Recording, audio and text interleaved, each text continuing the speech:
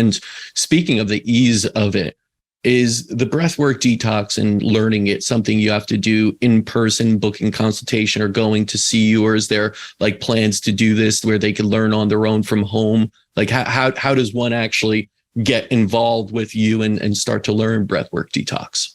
Yeah. I mean, if they're going to, doesn't have to be through me. There's breathwork detox teachers out there everywhere. You can do this at home. You can do this, in any capacity. The one thing I would advocate is do your first session with the instructor. And it doesn't have to be physical. It can be virtual. Most of my sessions are virtual. I do them twice a month.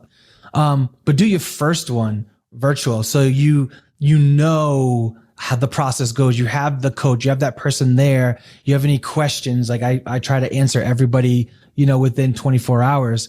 Afterwards to answer the question, because you just blew open their mind. You just don't send them out into the world. You try to offer a little support, So you can do it virtually. Do the first one with an instructor, either locally or wherever, and then decide if you want to do this, a home practice. My thing is I never want to give somebody something to do that they're not going to want to do for the rest of their life.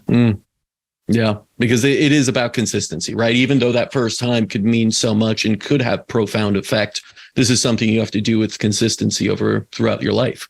Correct? Yeah. I mean, just like anything else. But the thing about this is kind of like, imagine if you went to the gym and after that first day in the gym, you go in the mirror, your shirt's off and you're actually pretty jacked.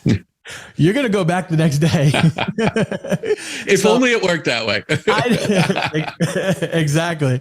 So, that's kind of what it is. When you see the results, it's the most motivating factor. Yeah. Yeah. Tell us a little bit about your book, The Secret Behind the Secret, and how you got involved with that project. Yeah, that was my personal awakening that I was having when my world got turned upside down, which really later I found out is getting turned right side up.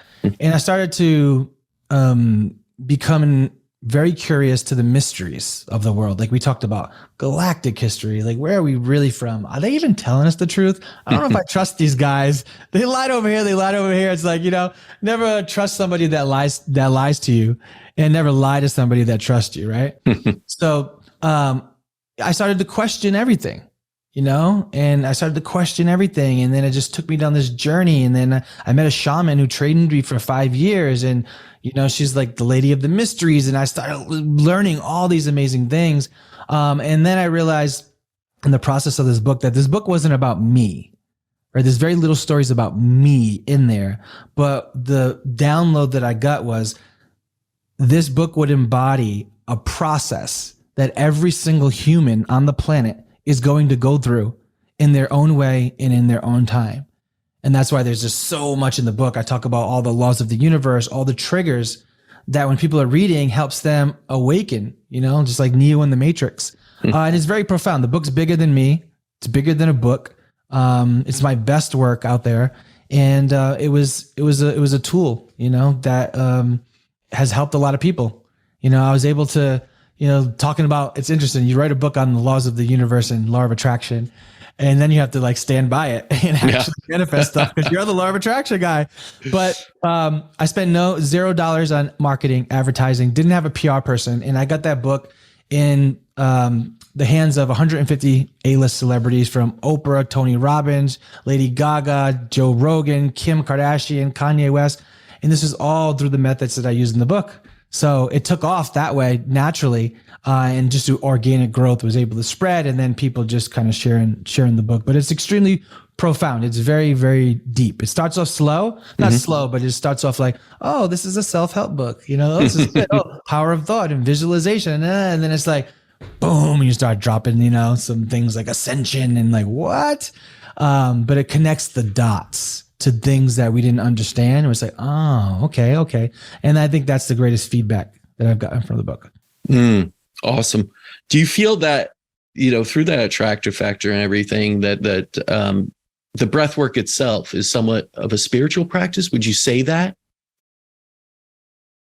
It's definitely spirit, because ironically, the element of air is connected to spirit. Yeah. It is spirit. The breath is spirit. Theoretically, we're breathing the same air as Jesus, Buddha, Gandhi, whoever. It's the one thing that connects us all. It's the very first thing we do when we enter the world. And it's the very last thing we do when we exit the world. You know, it's the one thing that keeps us alive, sustains all, you know, our vitality and our nutrients, not even through the food. It's through the oxygen in the system. You can go years without sunlight. You can go months without food, weeks without water, but you can only go a very short time, you know, without the breath, you know, in your system. So it's way more spiritual than we even know, because it's the most overlooked thing. Yeah. Right? We do it every single day. So yes, it is a spiritual practice, I'd say. And there's something else I'll talk about, but I'll save it for the end.